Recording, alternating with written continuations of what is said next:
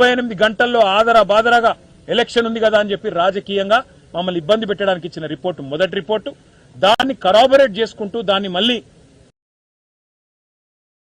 చెప్పి నిజం చెప్పించాలనే భ్రమలో రెండో రిపోర్ట్ ఇచ్చి అల్టిమేట్ గా ఇవాళ దాన్ని ఒక శిఖండి లాగా అడ్డం పెట్టుకుని రేవంత్ రెడ్డి రాజకీయం చేస్తారు. రిటైర్డ్ ఇంజనీర్లు కూడా నిన్న రాసిన లేఖలో ఒకవేళ జరగరాంది జరిగితే భద్రాచలానికి ప్రమాదం కదా. రిటైర్డ్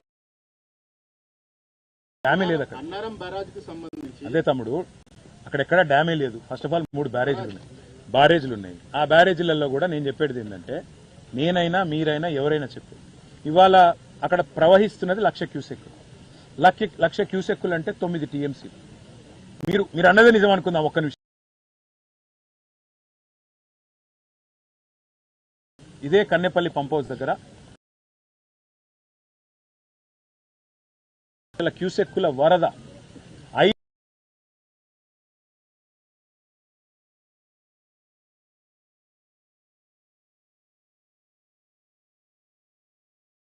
భద్రాచలానికి ఏం కాలే.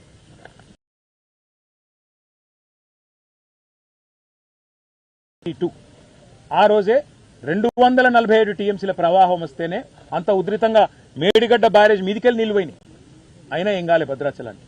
ఇలా 9 టీఎంసీల నీళ్లు పోతే భద్రాచలం కొట్టుకపోతుందంటే మెడకాయ మీద తలకాయ ఉన్న నవ్వుతాడా, వింటాడా? దాన్ని నేను అనేది అదే, మీకు అర్థం చేసుకోండి. మీరు ఇంకొక మాట, అదే రిటైర్డ్ ఇంజనీర్లు చెప్పిన మాట ఏంటంటే బ్రదర్, 3 బ్యారేజీలలో కూడా మేడిగడ్డ పక్కన పెట్టిన 2 బ్యారేజీలలో కూడా కన్కరెంట్ గా సైమల్టేనియస్ గా నడిపితే, సమన్వయంతో నడిపితే వెంటనే నీళ్లు పరిమిత స్థాయిలో అన్న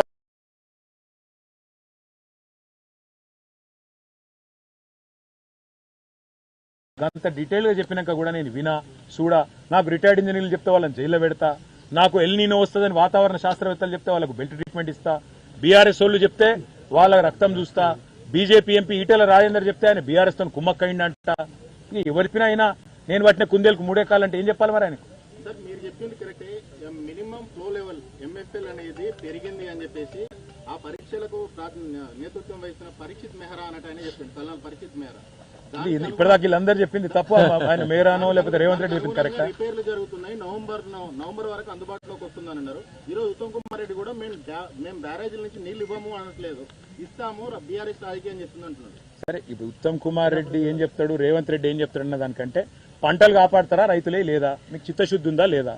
సింపుల్, ఆడ నీళ్లు పోతున్నాయి, లిఫ్ట్ చేయొచ్చని అందరు చెప్తాను, ఇస్తావా ఇవ్వగా చెప్పు. నీకు రైతుల పట్ల నీ కమిట్మెంట్ ఏందో రాష్ట్రానికి ఆల్రెడీ తెలిసిపోయింది. 6 సార్లు రైతు బంద్ వేయాలి రేవంత్ రెడ్డి ఇప్పటికి వచ్చినాక, 4 సార్లు ఎగ్గొట్టిండు. మొదటిసారి అప్పుడు కేసీఆర్ గారు కూడబెట్టి పెడితే దాన్ని ఆపిండు, ఎలక్షన్ కమిషన్ ఉత్తరం రాసి ఎలక్షన్ అయిపోయినాక అదే ఇచ్చిండు. నిన్న ఒక్కసారి ఏదో ఇచ్చినట్టున్నాడు తప్ప ఇప్పటి వరకు 4 సార్లు రైతు బంద్ ఎగ్గొట్టిండు. ఇక రైతుల మీద ఆయనకి ఏం ప్రేమ ఉందో అందరికీ ఎరిక. ఇవాళ నేను సిరిసిల్లలో తిరుగుతుంటే రైతులు వచ్చి చెప్తున్నారు, అన్న మోటార్లు కాలిపోతున్నాయి, మాకు ఇదివరకు ఎన్నడూ లేని పరిస్థితి మళ్ళీ వచ్చింది, చెరువులు ఎండిపోయినాయి అంటే. ఇవాళ పరిస్థితి ఏంది బ్రదర్ అంటే, వాస్తవం మాట్లాడాలంటే రాష్ట్ర రైతాంగం మొత్తం ఇవాళ ఒక నిరాశాజనకమైన వాతావరణంలో ఉంది. మా భయం మళ్ళీ ఎక్కడ తగ్గిపోయిన ఆత్మహత్యలు మళ్ళీ ఎక్కడ పెడతాయని మా భయం. ఒకనాడు మహారాష్ట్ర తర్వాత highest number of suicides, farmer suicides తెలంగాణలో ఉండే. మా ప్రభుత్వంలో lowest number of suicides in the country Telangana. ఇలా మళ్ళీ ఎక్కడ అదే దరిద్రం మళ్ళీ వస్తుందో అని మా భయం.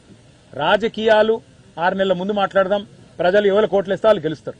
ఇవాళ మేము మాట్లాడుతున్నది ఒక సిస్టమ్, ఒక ప్రాజెక్ట్ ఏదైతే మనం ప్రపంచంలోనే అతిపెద్ద లిఫ్ట్ ఇరిగేషన్ ప్రాజెక్ట్ బీఆర్ఎస్ ప్రభుత్వం 4 ఏళ్లలో కట్టిందో. అయ్యా ఇప్పుడు భాస్కర్ గారు ఒక మాట చెప్పినావు, నువ్వు ఇల్లు కట్టుకున్నావు, ఇల్లు కట్టుకుంటే ఎక్కడో చిన్న కురుస్తాను, ఇల్లు చదువుకుంటావా లేదా మొత్తం కూలగొడతావా? కామన్ సెన్స్ కదా. ఇల్లు కట్టినావు, మంచి మేస్త్రిని పెట్టినావు, ఉరుస్తుంది, తర్వాత అయినా సరే ఉరిసింది, ఏం చేస్తావు? ఇల్లు కూడా కొడతావా మొత్తం? బుద్ధున్నోడైతే అలా పోయి ఒక అర్రలో ఉండి ఇంకో అర్ర మంచిగా చదువుకొని సామాన్లు అన్న షిఫ్ట్ చేసుకొని చదువుకుంటారు. ఈయనేం చేస్తాడు, మొత్తం ఇల్లు కూడా కొట్టే చక్కర్లు ఉన్నాడు. మేము రైతులకు అదే చెప్తున్నాం. చిన్న పర్రె వచ్చింది ఒక దగ్గర, దాని అవసరమే లేకుండా, బ్యారేజ్ అవసరమే లేకుండా నీళ్లు లిఫ్ట్ చేయొచ్చు అని చెప్తుంటే, కాదు కూడదు, నేను నా ఒక్కనికే తెలివి ఉంది, ఎవరికేం తెలియదు. ఇక ఆయనకు ఆ షాబాద్ సైకోకి ఏం తేడా ఉంది? మరి ఇద్దరు ఒకటే కదా.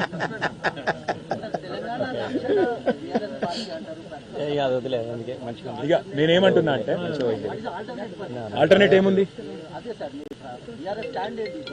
ఇప్పుడు దీని గురించి నీళ్ళ మీదనా? నీళ్ళ మీద మా నాయకుడు కేసీఆర్ గారు ఏమన్నారంటే మీరు ప్రతిపక్షంలో ఉన్నారు, తొందర పడకండి, అల్టిమేట్ గా రైతుల ప్రయోజనాలు ముఖ్యము,